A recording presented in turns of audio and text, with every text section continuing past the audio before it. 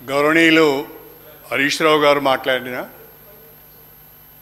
లేక నేను మాట్లాడిన ఈ తీర్మానం పైన మా పార్టీ యొక్క ఆలోచన విధానాన్ని ఇక్కడ మేము ప్రతిబింబిస్తున్నాం. మా నాయకుడు రాలేదు అంటే, మా నాయకుడి తరఫున మా పార్టీ తరఫున మేము మాట్లాడుతున్నామంటే అదే మా పార్టీ అభిప్రాయంగా తీసుకోవాల్సిందిగా నేను కోరుతున్నాను.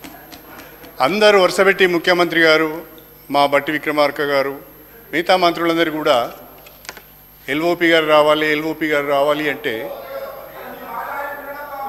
నీకెందుకయ్యా, నువ్వు హోమ్ మినిస్టర్ అయ్యేది లేదు, సచ్చేది లేదు, ఊకో శ్రీహరి గారు. మీరు సార్, ఎల్ఓపి గారు రాలేదు అంటే కొన్ని కారణాల వల్ల వాళ్ళు రాలేకపోయారు. అధ్యక్ష, నేను గౌరవ మంత్రి గారికి కొన్ని సూచనలు చేయదలుచుకున్నాను. ఈరోజు ఒక తీర్మానం పెట్టారు. ఆ తీర్మానాన్ని మేము బలపరుస్తున్నాం. మాకుండే కొన్ని 1-2 షరతులతోని ఆ తీర్మానాన్ని మేము బలపరుస్తున్నాం. అధ్యక్ష, ప్రధానంగా బ్రిజేష్ కుమార్ ట్రిబ్యునల్, నేను ఉత్తమ్ కుమార్ రెడ్డి గారి, మీ ద్వారా ఉత్తమ్ కుమార్ రెడ్డి గారికి చేసే సూచనలు ఏంటంటే, ప్రస్తుతం బ్రిజేష్ కుమార్ ట్రిబ్యునల్ KWDT2 ఆపరేషన్లో ఉంది. గత ప్రభుత్వం అంటే బీఆర్ఎస్ ప్రభుత్వం ఉమ్మడి ఆంధ్రప్రదేశ్కు కేటాయించిన 811 TMCల నీటిని అపోర్షన్మెంట్ చేయడానికి, అంటే ఈ 2 రాష్ట్రాల మధ్యన విభజించటానికి బ్రిజేష్ కుమార్ ట్రిబ్యునల్కు అప్పచెప్పడం జరిగింది. వాళ్ళు మనకు నోటీసులు కూడా ఇచ్చారు. బహుశా త్వరలో మన ఆర్గ్యుమెంట్స్ కానీ మన వాదనలు కానీ వాళ్ళు వినే అవకాశం ఉన్నది. ఇక్కడ మన వాదనలన్నీ కూడా, మన అసెంబ్లీలో చేసే మన వాదనలన్నీ కూడా మన తెలంగాణ రాష్ట్ర హక్కులు, కృష్ణా నదీ జలాలపైన మనం కోరుకునే హక్కులు కాపాడుకునే విధంగా ఉండాలి అని చెప్పి నేను ఈ సందర్భంగా తెలియజేస్తున్నాను. చాలా రాష్ట్రాలు ట్రిబ్యునల్ అవార్డ్స్ ఉండంగానే, ట్రిబ్యునల్ అవార్డ్స్ను మించి, అష్యూర్డ్ వాటర్ అలొకేషన్స్ను మించి కొత్తగా ప్రాజెక్టులు కట్టుకుంటారు. ఎందుకు కట్టుకుంటారంటే, ఉదాహరణకు కృష్ణానది పైన మనం ప్రాజెక్టులు వాటర్ అలొకేషన్స్ లేకుండా కట్టుకున్నాం. కాంగ్రెస్ ప్రభుత్వంలో కొన్ని ప్రారంభించేళ్ళు, తెలుగుదేశం పార్టీలో ఉన్న అధికారం ఉన్నప్పుడు కొన్ని ప్రారంభించేళ్ళు, బీఆర్ఎస్ గవర్నమెంట్లో కూడా కొన్ని ప్రాజెక్టులు ప్రారంభించారు. దాని ఉద్దేశం ఏంటి అంటే, కృష్ణానది మిగులు జలాలపైన ఆధారపడి ఈ యొక్క ప్రాజెక్ట్స్ కట్టుకుంటున్నప్పుడు, ఇప్పుడు బ్రిజేష్ కుమార్ ట్రిబ్యునల్ 75% డిపెండబిలిటీ నుంచి 65% డిపెండబిలిటీకి దాన్ని తీసుకువచ్చి ఆ జలాలను తిరిగి అన్ని రాష్ట్రాలకు పంచే ప్రయత్నం చేస్తున్నది. కాబట్టి ఏవైతే కమిషన్డ్, అంటే ఏవైతే స్టార్టెడ్ ప్రాజెక్ట్స్ ఉన్నాయో, ఏవైతే ఆన్గోయింగ్ ప్రాజెక్ట్స్ ఉన్నాయో, చివరికి కంటెంప్లేటెడ్ ప్రాజెక్ట్స్ ఉన్నాయో, conceived projects, ongoing projects, contemplated projects, వీటన్నిటికి కూడా మనం క్లెయిమ్ పెట్టుకోవడానికి అవకాశం ఉంటుంది. నథింగ్ రాంగ్, మనం ఏదో తప్పు చేసినట్టుగా భావించవలసిన అవసరం లేదు. మన క్లెయిమ్ను మనం ట్రిబ్యునల్ ముందర పెట్టాలి. ట్రిబ్యునల్ ముందట కన్సీవ్డ్ అంటే already conceived projects, ongoing projects, contemplated projects కూడా పెట్టి ఎక్కువ షేర్ను డిమాండ్ చేయడంలో తప్పు లేదు.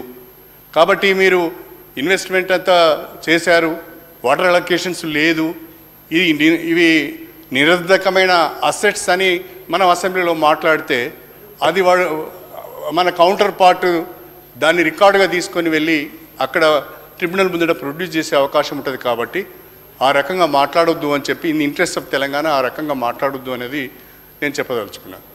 ఇక రెండవది సార్, KRMBకి కానీ GRMBకి కానీ ఏపీ రీఆర్గనైజేషన్ యాక్ట్ ప్రకారము ఈ 2 మేనేజ్మెంట్ బోర్డ్స్ వచ్చాయి.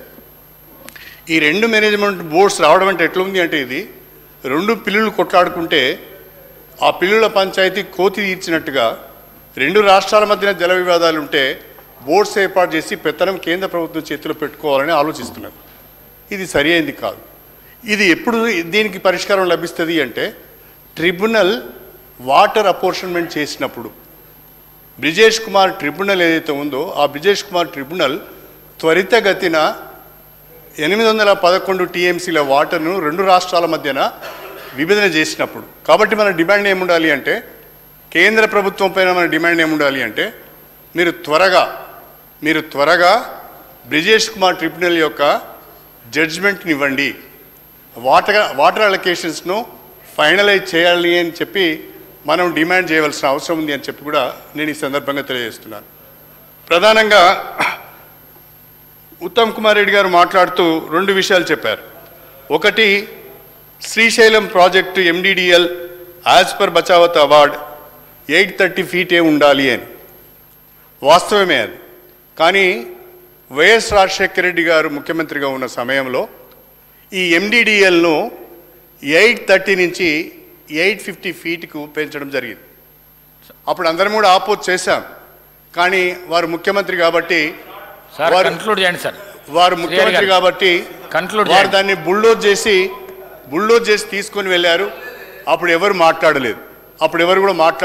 పైపెచ్చు అక్కడ ఉన్న sir my request to you sir, short discussion పెట్టండి. దాని తదుపరి తీర్మానానికి సంబంధించిన అంశాలు హరీష్ రావు గారు మాట్లాడింది, చాలా దీర్ఘంగా మాట్లాడింది, 3 గంటలు మాట్లాడింది సార్, ఒకటి కాదు.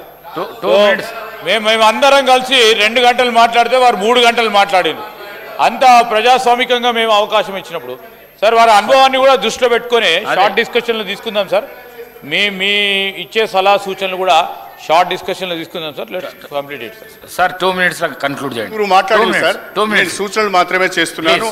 అది ప్రభుత్వానికి ఉపయోగపడే సూచనలు మాత్రమే చేస్తున్నాను. నేను రాజకీయ విమర్శలు చేయడం లేదు. నేను జరిగింది చెప్తున్నాను. ఎండిడిఎల్ 830 ఉన్నది. ఇప్పుడు 830 ఎట్లా అయింది అంటే, డ్యూరింగ్ రాజశేఖర రెడ్డి గారి పీరియడ్లో వారు అప్పుడున్న అధికారంతో బుల్డోజ్ చేసుకుని వెళ్ళిపోయారు. ఒక్క పి జనార్దన్ రెడ్డి గారు తప్ప ఆనాడు ఎవరు కూడా దాని గురించి ఫైట్ చేయలేదు. అనేక రకాలైన కారణాలు ఉన్నాయి దీనికి.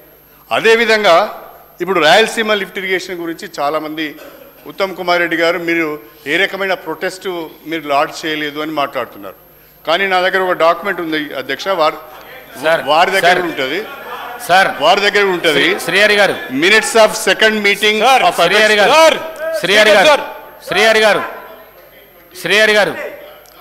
శ్రీహరి గారు మీరు చెప్పేటివన్నీ ఆల్రెడీ మాజీ ఇరిగేషన్ మినిస్టర్ హరీష్ రావు గారు మొత్తం చెప్పింది.